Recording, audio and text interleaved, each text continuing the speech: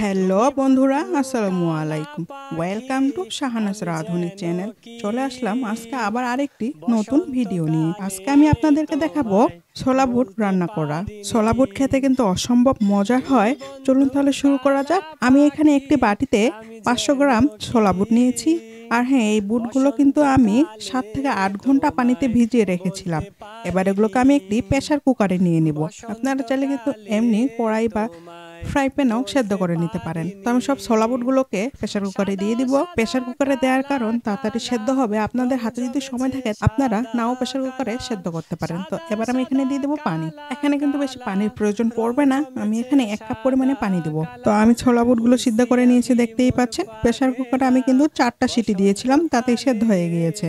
বুটগুলো সেদ্ধ হতে প্রায় 15 থেকে 20 মিনিট সময় লেগেছে। প্রেসার কুকারে কিন্তু বেশি সময় লাগে না। তো চুলার মধ্যে আমি একটি কড়াই বসিয়ে দিয়েছি, এর মধ্যে দিয়ে দিয়েছি পরিমাণ মতো তেল।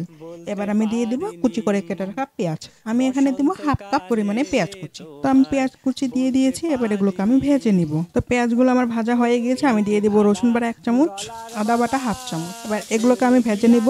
তো আদা রসুনগুলো আমার ভাজা হয়ে গিয়েছে। আদা রসুন ভেজে নিলে গন্ধটা চলে যায়। এবার দিয়ে দিব হালকা একটু পানি, যাতে মশলাগুলো পুড়ে না যায়। এবার আমি দিয়ে দিব পরিমাণ মতো মরিচ।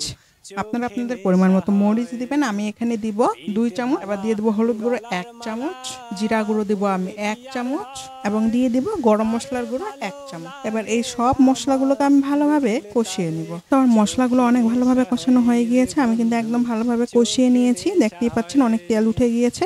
এবার আমি দিয়ে দিব সেদ্ধ করে রাখা সেই ছোলা বুটগুলো দিয়ে দিয়েছি। এবার এগুলোকেও আমি কষিয়ে নেব 5 থেকে 6 মিনিট। আমি এখানে সেদ্ধ করার সময় লবণ দিয়েছিলাম আর দেইনি, এখন তাই 1 চামচ লবণ দিয়ে দিচ্ছি।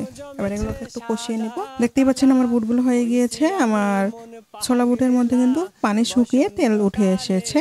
তো এবার আমি চুলাটা অফ করে দিব। তো আমি চুলা অফ করে দিয়েছি এবং নামিয়ে নিব। যারা নতুন আছেন অবশ্যই আমার চ্যানেলটি সাবস্ক্রাইব করে দিবেন, এবং যারা ফেসবুক থেকে দেখতেছেন আমার বেশি লাইক ফলো দিয়ে পাশেই থাকবেন। দেখা হবে পরবর্তী কোনো ভিডিওতে। ততক্ষণ সকালে ভালো থাকবেন, সুস্থ থাকবেন। সকলকে আসসালামু আলাইকুম।